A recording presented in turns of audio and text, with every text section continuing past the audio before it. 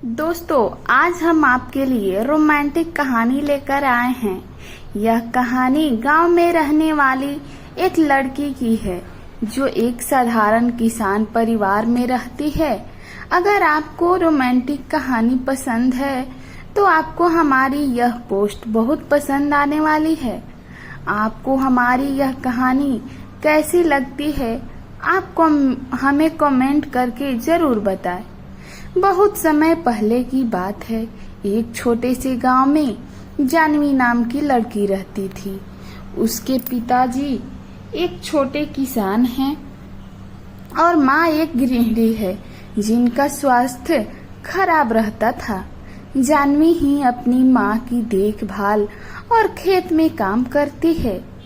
जानवी बहुत सुंदर और दयालु थी। लड़की के पापा फूलों की खेती करते थे। जानवी की माँ दिल की रोगी थी। जानवी ही उनकी देखरेख करती और खेत पर पापा का हाथ बताती। एक दिन जब जानवी अपने खेत से फूल तोड़ रही तभी उसे एक बहुत मधुर संगीत और गाने की आवाज सुनाई दी। पहले तो जानवी ने ध्यान नहीं दिया, पर जब वह संगीत में मदहोश होने लगी तब उसे रहा नहीं गया। जहां से गाने की आवाज आ रही थी जानवी उसी ओर चल दी।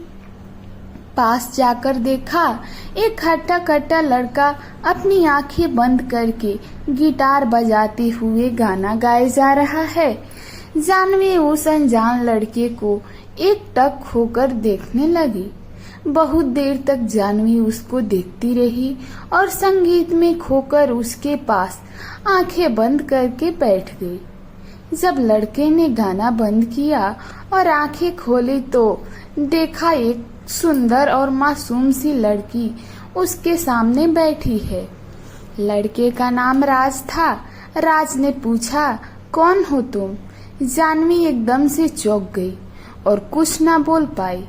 धीरे धीरे दोनों ने बात करना शुरू किया। जानवी ने राज के गाने की तारीफ की और राज ने उसकी सुंदरता की। राज पड़ोस के ही गांव का लड़का था जिसको संगीत में बहुत रुचि थी, पर घर वालों के कहने पर वह शहर में पढ़ाई करने गया था और नौकरी ना मिलने की वजह से गांव वापस आ गया था। उस दिन दोनों बैठकर घंटों बातें करते रहे और दोस्त बन गए। जानवी को राज पसंद आ गया और दोनों रोज मिलने लगे। बहुत कम समय में दोनों एक दूसरे के प्यार में पड़ गए।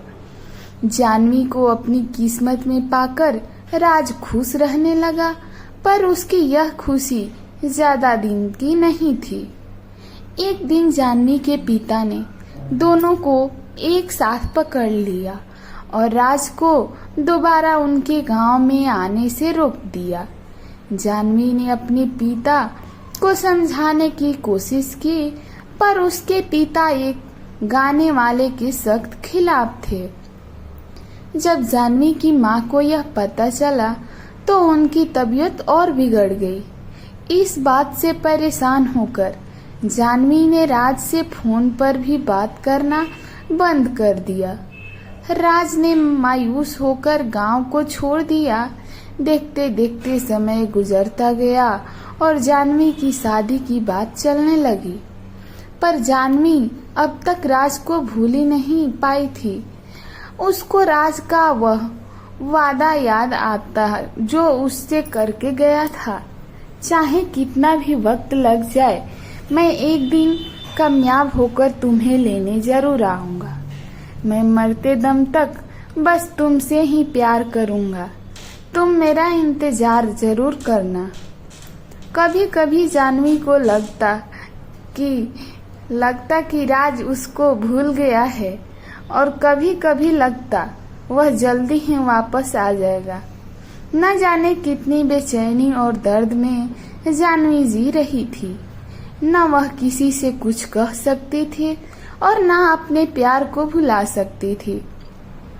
एक दिन एक लंबी सी गाड़ी उसके घर के बाहर रुकी, जिसके पीछे गांव के बच्चे दौड़ रहे थे।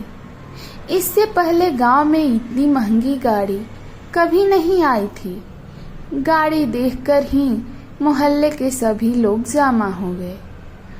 आराम से घर के गेट खोलते हुए जैसे ही राज अंदर पहुंचा, जानवी ने देखते ही उसे दौड़कर गले लगा लिया। जानवी की अंदर लेटी थी। राज और जानवी दोनों गले लगकर रोने लगे। दोनों एक दूसरे के प्यार को महसूस कर रहे थे।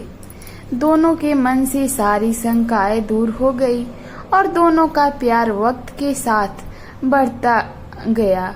जानवी के पापा से राज ने उसका हाथ मांगा और जानवी की मां का इलाज बड़े शहर में कराने का वादा किया।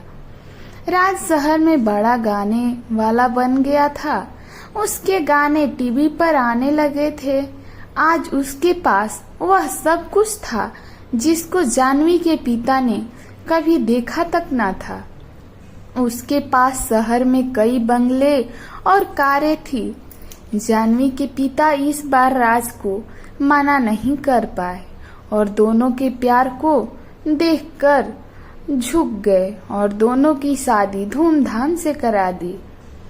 जानवी और राज ने अपना पूरा जीवन खुशी खुशी बिताया और जब वह शहर से बोर हो जाते तब वहीं उस खेत के पास आते जहां वह पहली बार मिले थे। राज गाना गाता और जानवी उसकी बाहों में संगीत का आनंद लेती। दोनों ने धरती पर ही स्वर्ग का आनंद लिया। दोस्तों, आप सब मेरे चैनल पर नए होंगे तो प्लीज़ मेरे चैनल को सब्सक्राइब करें। धन्यवाद।